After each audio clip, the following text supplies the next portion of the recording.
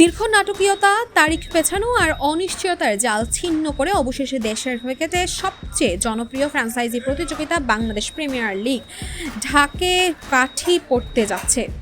দীর্ঘ নাটকীয়তা, তারিখ পেছানো আর অনিশ্চয়তার জালে ছিন্ন করে অবশেষে দেশের ক্রিকেটের সবচেয়ে জনপ্রিয় ফ্র্যাঞ্চাইজি প্রতিযোগিতা বাংলাদেশের প্রিমিয়ার লিগের ঢাকে কাঠি পড়তে যাচ্ছে। 3 দফা পেছানোর পর আগামী 30 নভেম্বর বহুল প্রকাশিত প্লেয়ার্স নিলাম অনুষ্ঠিত হতে চলেছে। আসন্ন দ্বাদশ আসর দিয়ে আবারও জনপ্রিয় এই লিগ প্লেয়ার্স ড্রাফটের পরিবর্তে নিলামের উত্তেজনা ফিরেছে। আসছে দ্বাদশ আসর দিয়ে আবারও জনপ্রিয় এই লিগে প্লেয়ার্স ড্রাফটের পরিবর্তনে নিলামের উত্তেজনা ফিরছে, যা টুর্নামেন্টের আকর্ষণ কয়েক গুণ বাড়িয়ে দেবে। আসন্ন বিপিএল নিয়ে নাটকীয়তার শেষ ছিল না। শুরুতে 5টি দল নিয়ে টুর্নামেন্ট শুরু হওয়ার কথা থাকলেও শেষ মুহূর্তে যুক্ত হয়েছে আরেকটি নতুন ফ্র্যাঞ্চাইজি, নোয়াখালী এক্সপ্রেস।